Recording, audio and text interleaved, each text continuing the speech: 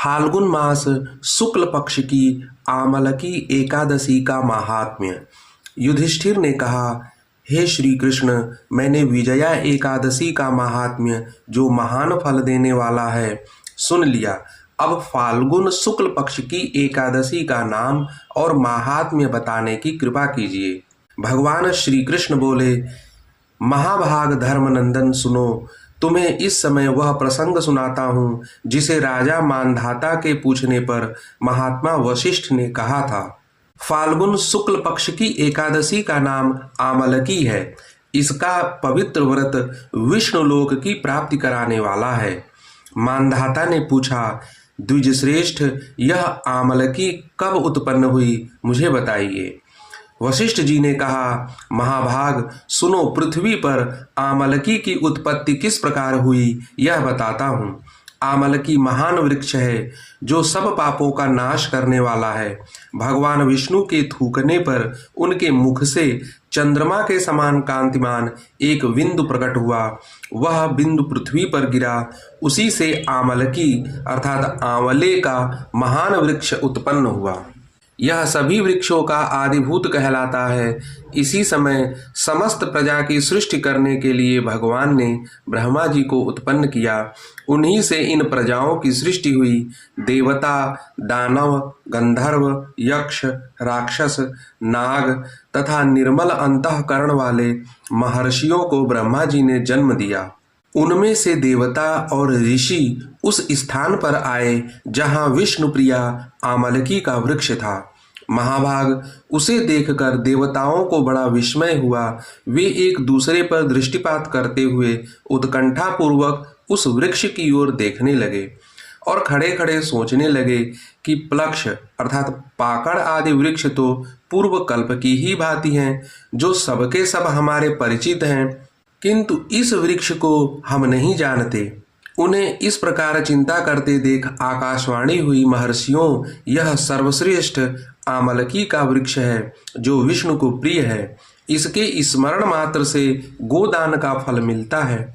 स्पर्श करने से इससे दूना और फल भक्षण करने से तिगुना पुण्य प्राप्त होता है। इसलिए सदा प्रयत्न पूर्वक आमलकी का सेवन करना चाहिए। यह सब पापों को हरने वाला वैष्णव वृक्ष बताया गया है। इसके मूल में विष्णु, उसके ऊपर ब्रह्मा, स्कंध में परमेश्वर भगवान रुद्र, शाखाओं में मुनि, टहनियों में देवता, पत्तों में वसु, फूलों में मरुदगण तथा फलों में समस्त प्रजापति वास करते हैं। आमलकी सर्वदेवमयी बताई गई है, अतः विष्णु भक्त पुरुषों के लिए यह परम पूज्य है। ऋषि बोले, अव्यक्त स्वरूप से बोलने वाले महापुरुष, हम लोग आपको क्या समझें? आप कौन हैं? देवता हैं या कोई और? हमें ठीक ठीक बताइए। आकाशवाणी हुई, जो संपूर्ण भूतों के कर्ता और समस्त भुवनों के सृष्टा हैं, जिन्हें विद्वान पुरुष भी कठिनता से देख पाते हैं, वही सनातन विष्णु मैं हूँ। देवाधिदेव भगवान विष्णु का कथन सुनकर उन ब्रह्म कुमार महर्षियों के नेत्र आश्चर्य से चकित हो गए। उन्हें बड़ा विस्मय हुआ। वे आदि अंत रहित भगवान की स्तुति करने लगे। ऋषि बोले, संपूर्ण भूतों के आत्मभूत आत्मा एवं परमात्मा को नमस्कार है। अपनी महिमा से कभी च्युत न होने वाले अच्युत को नित्य प्रणाम है। अंतरहित परमेश्वर को बारंबार प्रणाम है। दामोदर, कवि अर्थात सर्वज्ञ और यज्ञेश्वर को नमस्कार है। मायापते, आपको प्रणाम है। आप विश्व के स्वामी हैं, आपको नमस्कार है। ऋषियों के इस प्रकार स्तुति करने पर भगवान श्री हरि संतुष्ट हुए और बोले, महर्षियों, तुम्हें कौन सा अभिष्ट वरदान दूं? ऋषि बोले, भगवान, यदि आप संतुष्ट हैं तो हम लोगों के हित के लिए कोई ऐसा व्रत बतलाइए जो स्वर्ग और मोक्ष रूपी फल प्रदान करने वाला हो। श्री विष्णु बोले, महर्षियों, फाल्गुन शुक्ल पक्ष में यदि पुष्य नक्षत्र से युक्त द्वादशी हो तो वह महान पुण्य देने वाली और बड़े बड़े पातकों का नाश करने वाली होती है। द्विजवरों, उसमें जो विशेष कर्तव्य है उसको सुनो। आमलकी एकादशी में आंवले के वृक्ष के पास जाकर वहां रात्रि में जागरण करना चाहिए। इससे मनुष्य सब पापों से छूट जाता है और सहस्र गोदानों का फल प्राप्त करता है। विप्रगण, यह व्रतों में उत्तम व्रत है जिसे मैंने तुम लोगों को बताया है। ऋषि बोले, भगवान, इस व्रत की विधि बतलाइए, यह कैसे पूर्ण होता है, इसके देवता, नमस्कार और मंत्र कौन से बताए गए हैं, उस समय स्नान और दान कैसे किया जाता है, पूजन की कौन सी विधि है तथा उसके लिए मंत्र क्या है, इन सब बातों का यथार्थ रूप से वर्णन कीजिए। भगवान विष्णु ने कहा, द्विजवरों, इस व्रत की जो उत्तम विधि है उसको श्रवण करो।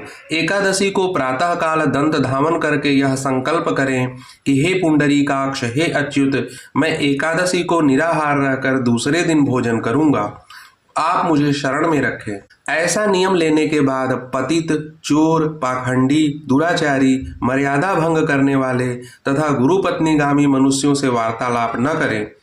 अपने मन को वश में रखते हुए नदी में, पोखरे में, कुएं पर अथवा घर में ही स्नान करें। स्नान के पहले शरीर में मिट्टी लगाएं। अश्वक्रांते रथक्रांते विष्णुक्रांते वसुंधरे मृतिके हरमे पापम जन्मकोट्याम समर्जितम। वसुंधरे, तुम्हारे ऊपर अश्व और रथ चला करते हैं। वामन अवतार के समय भगवान विष्णु ने भी तुम्हें अपने पैरों से नापा था। हे मृतिके, मैंने करोड़ों जन्मों में जो पाप किए हैं, मेरे उन सब पापों को हर लो। स्नान मंत्र। त्वं मातः सर्वभूतानां जीवनं तत्तु रक्षकं स्वेदजोद्भिज्जातीनां रसानां पतये नमः। स्नातोऽहं सर्वतीर्थेषु हरत्प्रस्रवणेषु च नदीषु देवखातेषु इदं स्नानं तु मे भवेत्। जल की अधिष्ठात्री देवी माता, तुम संपूर्ण भूतों के लिए जीवन हो, वही जीवन जो स्वेदज और उद्भिज जाति के जीवों का भी रक्षक है। तुम रसों की स्वामिनी हो, तुम्हें नमस्कार है। आज मैं संपूर्ण तीर्थों, कुंडों, झरनों, नदियों और देव संबंधी सरोवरों में स्नान कर चुका। मेरा यह स्नान उक्त सभी स्नानों का फल देने वाला हो। विद्वान पुरुष को चाहिए कि वह परशुराम जी की सोने की प्रतिमा बनवाए। प्रतिमा अपनी शक्ति और धन के अनुसार 1 या आधे माह से स्वर्ण की होनी चाहिए। स्नान के पश्चात घर आकर पूजा और हवन करे। इसके बाद सब प्रकार की सामग्री लेकर आंवले के वृक्ष के पास जाए। वहां वृक्ष के चारों ओर की जमीन झाड़ बुहार लीप पोत कर शुद्ध करे। शुद्ध की हुई भूमि में मंत्र पाठ पूर्वक जल से भरे हुए नवीन कलश की स्थापना करे। कलश में पंचरत्न और दिव्य गंध आदि छोड़ दे।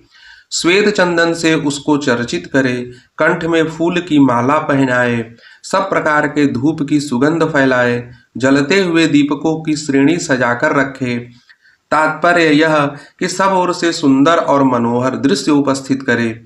पूजा के लिए नवीन छाता, जूता और वस्त्र भी मंगा कर रखे। कलश के ऊपर एक पात्र रखकर उसे दिव्य लाजों खीलों से भर दे। फिर उसके ऊपर स्वर्ण में परशुराम जी की स्थापना करे। विशोकाय नमः कहकर उनके चरणों की, विश्वरूपिणे नमः से दोनों घुटनों की, उग्राय नमः से जांघों की, दामोदराय नमः से कटिभाग की, पद्मनाभाय नमः से उदर की, श्री वत्सधारिणे नमः से वक्षस्थल की, चक्रिणे नमः से बाएं बाह की, गदिने नमः से दाहिने बाह की, वैकुंठाय नमः से कंठ की, यज्ञमुखाय नमः से मुख की, विशोक निधये नमः से नासिका की, वासुदेवाय नमः से नेत्रों की, वामनाय नमः से ललाट की, सर्वात्मने नमः से संपूर्ण अंगों तथा मस्तक की पूजा करे। ये ही पूजा के मंत्र हैं।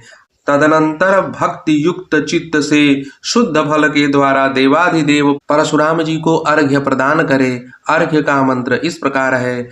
नमस्ते देव देवेश जामदग्न्य नमोस्तुते गृहाणार्घ्यमिमं दत्तमामलक्याम युतम हरे। देव देवेश्वर जमदग्नि नंदन श्री विष्णु स्वरूप परशुराम जी, आपको नमस्कार है, नमस्कार है। आंवले के फल के साथ दिया हुआ मेरा यह अर्घ ग्रहण कीजिए।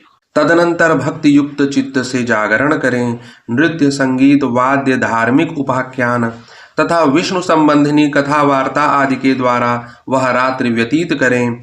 उसके बाद भगवान विष्णु के नाम ले लेकर आमलकी वृक्ष की परिक्रमा 108 या 28 बार करें। फिर सवेरा होने पर श्री हरि की आरती करें। ब्राह्मण की पूजा करके वहां की सब सामग्री उसे निवेदन कर दें। परशुराम जी का कलश 2 वस्त्र, जूता आदि सभी वस्तुएं दान कर दें और यह भावना करें कि श्री परशुराम जी के स्वरूप में भगवान विष्णु मुझ पर प्रसन्न हो। तत्पश्चात आमलकी का स्पर्श करके उसकी प्रदक्षिणा करें और स्नान करने के बाद विधि पूर्वक ब्राह्मणों को भोजन कराएं। तदनंतर कुटुंबियों के साथ बैठकर स्वयं भी भोजन करें। ऐसा करने से जो पुण्य होता है वह सब बतलाता हूँ, सुनो। संपूर्ण पृथ्वी के सेवन से जो पुण्य प्राप्त होता है तथा सब प्रकार के दान देने से जो फल प्राप्त होता है वह सब उपर्युक्त विधि के पालन से सुलभ होता है। समस्त यज्ञों की अपेक्षा भी अधिक फल मिलता है, इसमें तनिक भी संदेह नहीं है। यह व्रत सब व्रतों में उत्तम है जिसका मैंने तुमसे पूरा पूरा वर्णन किया है।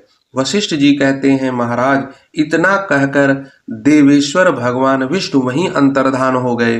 तत्पश्चात उन समस्त महर्षियों ने उक्त व्रत का पूर्ण रूप से पालन किया। नृपश्रेष्ठ, इसी प्रकार तुम्हें भी इस व्रत का अनुष्ठान करना चाहिए।